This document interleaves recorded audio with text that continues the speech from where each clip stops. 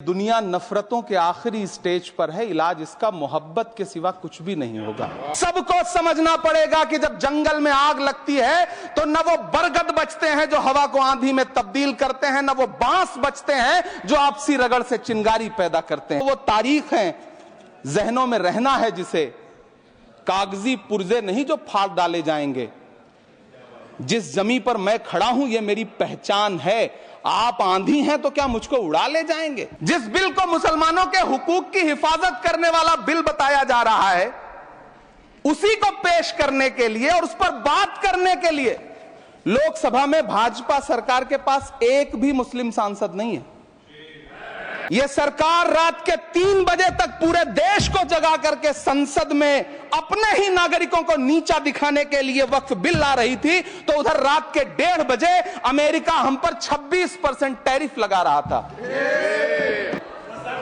लेकिन डॉक्टर बाबा साहब अंबेडकर के संविधान को हर दिन कुचलने वाली यह सरकार देश के मुसलमानों से नफरत में इतनी अंधी हो गई है कि खुलेआम देश की संसद में देश सरकार के माइनॉरिटी मिनिस्टर साहब और होम मिनिस्टर साहब झूठ बोलते हैं और देश को गुमराह करते हैं। झूठ शब्द असत्य बोलते हैं। को कातिल कहेगी दुनिया, हमारा ही कत्लेआम होगा। हम ही कुएं खोदते फिरेंगे, हम ही पे पानी हराम होगा। सभापति महोदय, सन 1947 में दिल्ली की जामा मस्जिद की तारीखी सीढ़ियों पर खड़े होकर के भारत रत्न मौलाना अबुल कलाम आजाद साहब ने कहा था कि मुसलमानों कहां जा रहे हो, यह है तुम्हारा मुल्क, यहां तुम्हारे आबाओ अजदाद की कब्रें हैं। उस वक्त मौलाना आजाद की ये सदाएं सुन करके लोगों ने अपने सरों की गठरियां उतार करके रख दी थी। आज उसी दिल्ली में मौजूद देश की संसद में एक बिल आया है जो हमसे उसी जामा मस्जिद की सीढ़ियों के सबूत मांगेगा, जो उन्हीं सीढ़ियों के पास अपनी कब्र में सोए हुए मौलाना आजाद को फिर से कब्र से सदा देनी पड़ेगी कि ये जो कब्र है वो मेरी कब्र है, ये किसी सरकार की जागीर नहीं है। सभापति महोदय, मैं जहां खड़ा हूं इसी संसद भवन के सामने सड़क के उस पार अपनी कब्र में सोए हुए भारत के पूर्व राष्ट्रपति फखरुद्दीन अली अहमद की कब्र है। शायद अब उस कब्र से भी सदाएं आए कि ये कब्र मेरी कब्र है, ये सरकार की जागीर नहीं है। सभापति महोदय, मैं वक्फ कानूनों में किए जा रहे संविधान विरोधी बदलावों के खिलाफ बोलने के लिए खड़ा हुआ हूं। संविधान का आर्टिकल 14 हो, 29 हो, 30 हो, चीख चीख कर कहता है कि देश में सब बराबर के हकदार हैं। आर्टिकल 26 कहता है कि सबको अपने अपने मजहबी कामों के लिए मंदिर, मस्जिद, गिरजाघर, गुरुद्वारों का निर्माण करने का हक है और उसका रखरखाव का भी हक है। लेकिन डॉक्टर बाबा साहब अंबेडकर के संविधान को हर दिन कुचलने वाली यह सरकार देश के मुसलमानों से नफरत में इतनी अंधी हो गई है कि खुलेआम देश की संसद में देश सरकार के माइनॉरिटी मिनिस्टर साहब और होम मिनिस्टर साहब झूठ बोलते हैं और देश को गुमराह करते हैं। झूठ शब्द असत्य बोलते हैं। सरकार ने इस बिल का नाम उम्मीद रखा है। मंत्री जी कल से इसे देश के मुसलमानों के लिए नई उम्मीद बता रहे हैं। नहीं मंत्री जी, न तो यह बिल मुसलमानों के लिए नई उम्मीद है और न ही उम्मीद की नई किरण। सभापति महोदय, भाजपा ने पूरे देश में वक्फ के नाम पर कई सारे झूठ फैलाए हैं। आइए आज उनकी सच्चाई पर बात करते हैं। वक्फ ट्रिब्यूनल को ऐसे बताया जाता है जैसे वक्फ ट्रिब्यूनल कोई मजहबी खाप पंचायत हो। सभापति महोदय, जबकि सच्चाई यह है कि वक्फ ट्रिब्यूनल भी तो सरकारी न्यायिक विभाग है जिसमें सरकार द्वारा नियुक्त जज होते हैं, जिसमें प्रशासनिक अधिकारी होते हैं, कहीं ऊपर से थोड़ी आ गए। सभापति महोदय, देश के गृह मंत्री जी ने इसी सदन में कहा कि वक्फ ट्रिब्यूनल के फैसले के खिलाफ कोई कोर्ट नहीं जा सकता, जबकि सच यह है कि वक्फ एक्ट 1995 की धारा 83(9) के तहत हाई कोर्ट वक्फ ट्रिब्यूनल के फैसले की न सिर्फ समीक्षा कर सकता है बल्कि उसे बदल भी सकता है। सच तो यह है कि वक्फ बोर्ड खुद अपनी जमीनों के लिए कई सारी कोर्ट में मुकदमे लड़ रहा है। सभापति महोदय, दिल्ली की जिन 123 संपत्तियों को लेकर कल माइनॉरिटी मिनिस्टर, होम मिनिस्टर साहब और अभी आदरणीय नेता सदन बात कर रहे थे, आइए उनकी सच्चाइयों पे भी बात करते हैं। 1911 में जब अंग्रेजी हुकूमत ने कोलकाता के बजाय दिल्ली को राजधानी बनाने का फैसला किया, तो रायसीना हिल्स के चारों तरफ जो मुसलमानों की ढेर सारी जमीनें थी उनको एक्वायर किया गया और लुटियन को इसकी तामीर की जिम्मेदारी सौंपी गई। सेंट्रल विस्टा की तरह लुटियन जोन का मेगा प्लान तैयार हुआ, लेकिन उस वक्त के मुसलमानों ने उस वक्त की अंग्रेजी हुकूमत से अपनी इबादत गाहों को बचाने के लिए लड़ाई लड़ी। मामला ब्रिटिश गवर्नमेंट तक पहुंचा। तब यह तय हुआ कि वो जो धार्मिक स्थल हैं उन्हें जस का तस रहने दिया जाएगा। इंडिया गेट के बगल वाली मस्जिद हो जाब्तागंज, सुनहरी बाग मस्जिद हो, पार्लियामेंट रोड वाली मस्जिद हो, ऐसी 123 संपत्तियों के मैनेजमेंट के लिए 1913 में मुसलमान वक्फ वैलिडेशन एक्ट बना और उसके बाद एक नया शहर बसाया गया जिसे लुटियंस जोन का नाम दिया गया। फिर 1943-45 के बीच एक और समझौता हुआ आजादी से पहले, उसके तहत काफी सारी वक्फ जायदादों को सुन्नी मजलिस औकाफ बनाकर उसके अंडर किया गया ताकि उसकी देखरेख की जा सके। गृह मंत्री जी 2 दिन से सदन में जो बात कह रहे हैं वो दरअसल 123 संपत्तियां उसी सुन्नी मजलिस औकाफ के तहत आती। सभापति महोदय, आजाद भारत आजाद हुआ। आजादी के बाद भारत में 1954 में वक्फ एक्ट लागू हुआ, जिसकी धारा 9 के तहत 1964 में केंद्रीय वक्फ काउंसिल का गठन हुआ।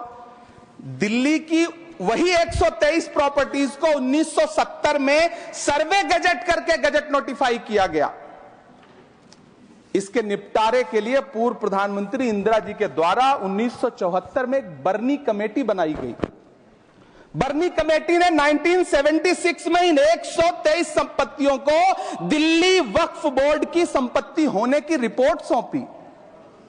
उस रिपोर्ट के आधार पर 1984 में कांग्रेस सरकार ने उन 123 प्रॉपर्टीज को दिल्ली वक्फ बोर्ड को सौंपने का फैसला किया, जिसके खिलाफ विश्व हिंदू परिषद कोर्ट गई। मामला 2011 तक पेंडिंग रहा। फिर 2011 में कोर्ट ने सरकार को आदेशित किया कि इसका निपटारा करो। तब 2013 में तत्कालीन यूपीए सरकार ने दिल्ली की उन्हीं 123 जायदादों को बर्नी कमेटी की सिफारिशों के मुताबिक वक्फ बोर्ड के हवाले किया। यही वो प्रॉपर्टीज हैं जिनके नाम से गृह मंत्री जी कल से कांग्रेस को कोस रहे हैं।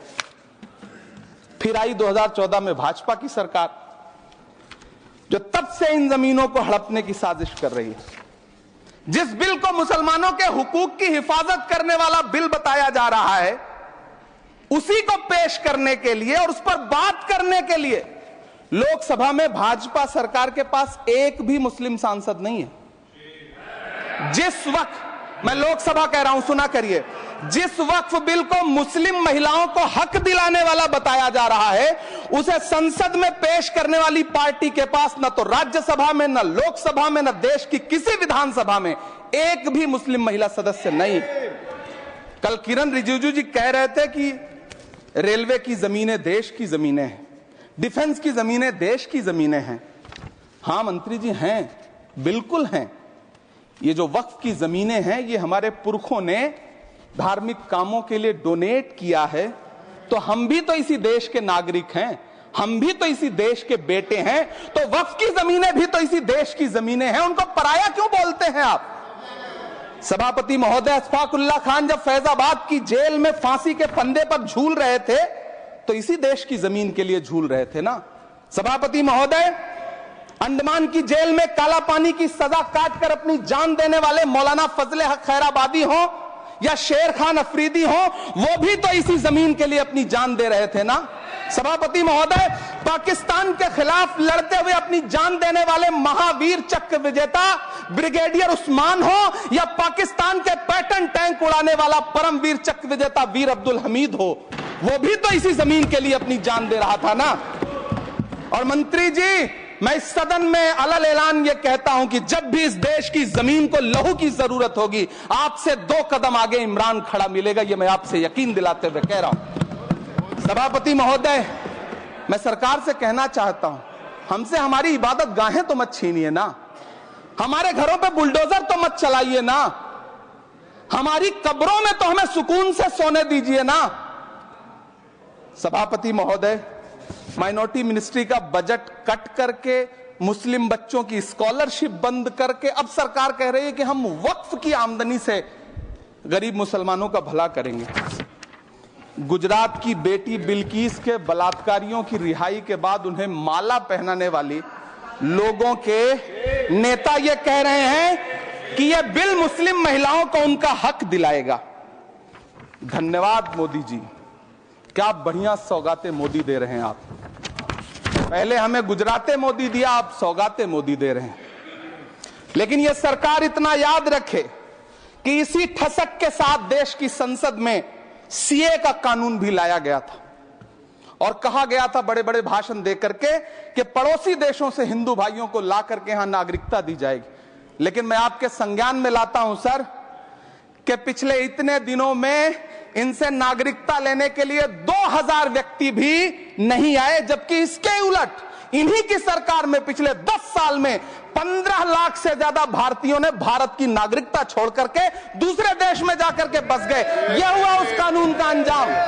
सभापति महोदय, इसी तरह की जिद के साथ किसानों के खिलाफ भी कानून लाए गए थे। जिस तरह आज वक्फ के फायदे गिनाए जा रहे हैं, उसी तरह से किसानों को भी कृषि कानूनों के फायदे गिनाए गए थे। लेकिन अंजाम क्या हुआ? 700 किसानों की शहादत लेने के बाद सरकार को अन्नदाता किसानों के सामने घुटने टेकने पड़े और कृषि कानून वापस लेने पड़े। जिल्ले इलाही, जमहूरियत जो है वो नफरत और ठसक से नहीं चलती है, अकड़ से नहीं चलती है, उसमें सबकी हिस्सेदारी जरूरी है। कल देश के माइनॉरिटी मिनिस्टर ने लोकसभा में खड़े होकर एक शेर सुनाया था कि मुझसे कोई बदगुमान न हो, तो मैं उन्हें एक शेर सुनाना चाहता हूं कि मैं आज जद पे हूं तो इतना खुशगुमान न हो, मैं आज जद पे हूं तो इतना खुशगुमान न हो, चराग सबके बुझेंगे हवा किसी की नहीं।